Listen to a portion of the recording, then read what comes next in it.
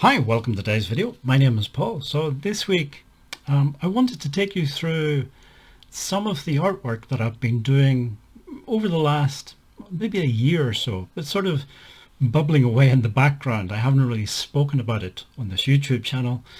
Now, it's not something I'm doing all the time. It's just, here and there sort of thing. But it's trying to learn to draw portraits, to draw the human face. I do from time to time. If you watch a lot of videos on this channel, you'd have probably seen me doing the little sort of charcoal figures. But that's a whole sort of person, if you like, in urban settings kind of thing.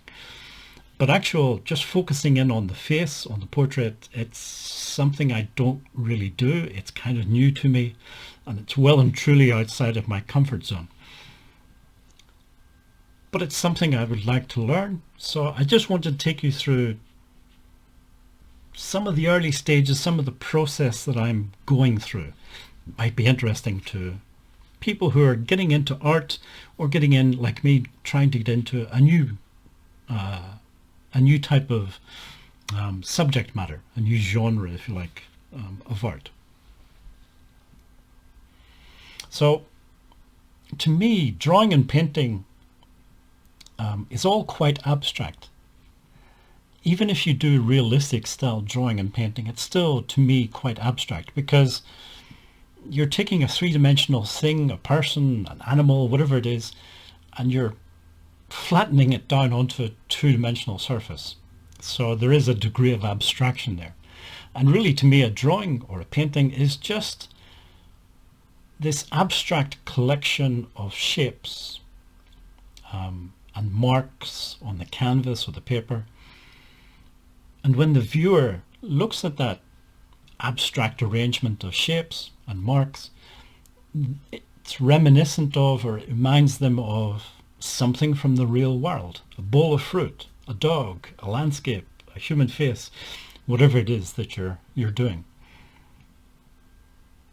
So these abstract two-dimensional shapes, you can represent them, you can create them in different ways.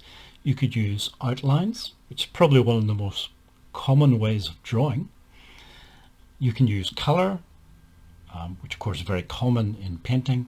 You can use values, you can use different things. And of course you can use combinations of all of the above.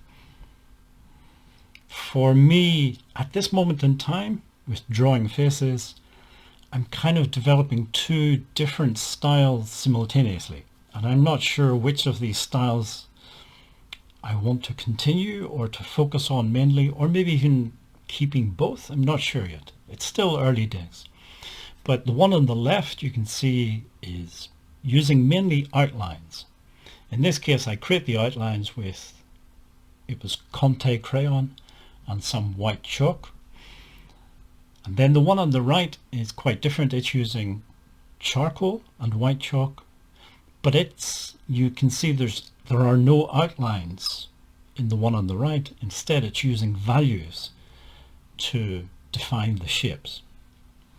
And it's inspired by the artist Georges Seurat, neo-impressionist artist from the late 19th century. And he was very much into that sort of pointillism or divisionism, neo-impressionist style of painting using tiny dots of color. I don't really like that style of painting, to be honest. Doesn't do much for me, but I am a huge fan of his drawing style. He used Conte crayon on a textured paper. The actual paper that he used, I don't know if you can still get it. I think the company that produced it went out of business a long, long time ago. Although I'm sure you can get similar kinds of papers by other companies these days. But anyway, it was a textured paper with a Conte crayon, and it created a very distinctive look, very distinctive sort of drawing style. And it was using values rather than lines to create these shapes, to create portraits. So I'd say at the moment, two different styles of drawing people faces. I'm not sure which I'm going to go with, but at the moment I'm using both. When you're getting into something, when you're getting into art or a specific part of art like portrait, drawing or landscape or whatever it is, it's natural, I think, to look at other artists and to be inspired by the other artists.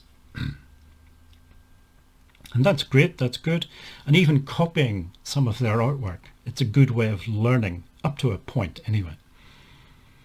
But there is a danger with it, because I think we are tempted to compare our own drawings or paintings with the artists that we like. For example, on the screen, on the left-hand side is a drawing which is not by me. I wish it was, but it's not. This is a drawing by Sargent. I never remember his full name, something John Singer Sargent, something like that. And I guess it's a portrait of the poet W.B. Yeats. The one on the right is by me. I think the difference is obvious. The different skill levels is obvious. My one is my version of a self-portrait by Camille Pissarro. Camille Pissarro was one of the original Impressionist artists. He was around right from the early days of Impressionism, although he was quite a bit older than the other Impressionist artists. So being inspired by other artists, that's fantastic. Doing a bit of copying of their work, that's a great way of learning up to a point. The problem is if you start comparing.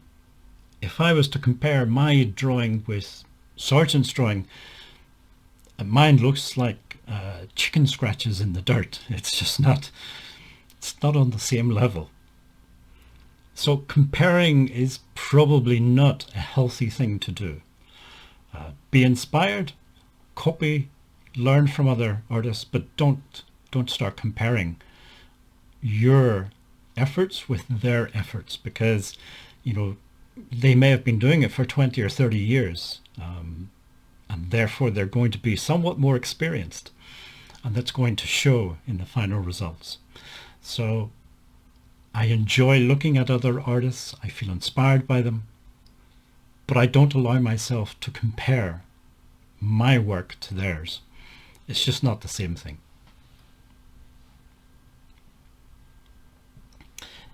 I should also say at this point a little bit about sketchbooks, because these drawings are coming from different sketchbooks I have. Some of the sketchbooks use white paper, some of them use a toned, sort of tan colored paper. But anyway, with the sketchbooks, I use sketchbooks and drawing books for different things, but in this case I'm using it not for great artwork, but for practice and for developing a style, for exploring ideas. Sometimes when you look on YouTube, you'll see videos about sketchbooks. A sketchbook tour is a common title. And often these sketchbooks are great, beautiful, finished artwork. That's not how I'm using a sketchbook in this situation. Mine is not beautiful finished artwork. It's me trying to learn to draw faces. So some of them are okay, some of them are terrible, some of them are, maybe one or two of them are good. But that's how I approach using a sketchbook for this sort of activity. It's not beautiful finished artwork. It's me trying different things. It's me exploring different things, trying the different styles of drawing. Like I said at the beginning, the outlines or the value type drawing. Anyway, I think the key thing I'm trying to say is, with the sketchbook, it doesn't always have to be beautiful finished artwork. Sometimes you just need to, experiment with different things and try. And when you do that, it's going to fail sometimes. It's going to fail probably most of the time. That's part of the learning process. So don't feel as though your sketchbooks have to be beautiful, amazing works of art on every page. That's certainly not how I approach using a sketchbook for this sort of process. On the subject of sketchbooks, this is the commercial part of this video. I don't often do this. I don't try and sell things, but I did create some what I'm calling art notes. They're just scanned pages from my sketchbooks with these portraits, together with a few notes. I try to explain things in words. It's not my strong point, but I've tried, and I've made it available, and I've tried to keep the price as low as I possibly can. Anyway, it's available on Patreon. Now you don't have to subscribe to me or anybody else on Patreon. Patreon have opened up this sort of digital shop feature where you can sell digital products. Some people maybe sell videos or audio files or artwork, whatever it is. Anyway, I've created this little PDF file. It's 39 pages. I say it's just some notes and lots of scans from my sketchbooks. And I'm trying to take you through this process in a little bit more detail maybe, or some details that I'm not including or forget to include in this video. Just the process of trying to learn to draw faces. So it's not a how-to book. It's not, this is how to draw a portrait. I'm not in any sort of position to try and tell other people how to draw portraits. But it's just, it might be interesting. It might be some encouragement for other people to try things, to create art, whether it's portraits or landscapes, whatever you're into. Anyway, that's the little commercial part of the video finished. We get back to the main points. As I said, learning from other more established artists, copying from them, these are all good things, as long as you remember not to compare yourself to them. So some of the artists that I've copied from, a couple of examples here. The one on the left is from a drawing by Toulouse-Lautrec, either a drawing or a painting, I can't remember. The one on the right is by the artist Lucien Freud, and he did a lot of figure painting, drawing, portraits, things like that. The one by Lucien Freud was interesting because the subject, the guy in the drawing, the painting, is looking down. And when you're looking down, you get foreshortening. And foreshortening is a challenge when you're trying to draw the human figure or the face, because things get sort of stretched and squashed. So in this case, the forehead gets kind of stretched and the face gets a bit squashed, so it can look a bit weird. So it's an interesting challenge. 3 more examples, different drawing styles. And as I said, using the sketchbooks is a way of experimenting with different styles. So the one on the left is a value drawing. I'm going to call these value drawings. It's without using outline, it's just using different values to create different shapes. The one in the middle is also using values, but it's different. It's using scribble marks. And the more scribbling you do in a certain area, the darker the value in that area. And I've seen a few people doing this sort of drawing. It's an interesting way to draw. And then the one on the right, again, just experimenting, being a bit more abstract. It's using a Conte crayon and some white chalk on a toned paper. So I'd say I'm using different techniques and different styles, just experimenting with them, just filling up pages in different sketchbooks, different types of paper in the sketchbooks as well. So some of them using toned paper, some white paper, different surface textures on the paper, and just experimenting. And not, as I said, don't try and get this idea into your head that everything in your sketchbook has to be a beautiful work of art. It doesn't. You can use a sketchbook for this sort of exploration of art, of different styles. And it's okay if it doesn't turn out fantastically. It's part of the learning process. At least this is how I look at the process of learning. Some other artists that inspire me, sort of keep me going, and I get ideas from them as well. So the one on the left is an artist called Joan Ardley. She was English, although she's often more associated with Scotland. She lived in Scotland for much of her adult life. To art school in Scotland in a city called Glasgow. After art school, she spent a bit of time in Glasgow City, and she did portraits of children from mainly deprived areas, poor areas, slum areas. And I really like the way she depicts the children. The one in the middle, and I'm going to struggle with her name, I always do. She's a Finnish artist. I don't know if she's that famous outside of Finland, but she is one of my favorite artists as well. Helene Scherfbeck. Apologies to any Finnish people. But I think her artwork is amazing. And she's able to create these characters with minimal lines and color. If you've never come across her, she did mostly portraits and still lifes, flowers mainly.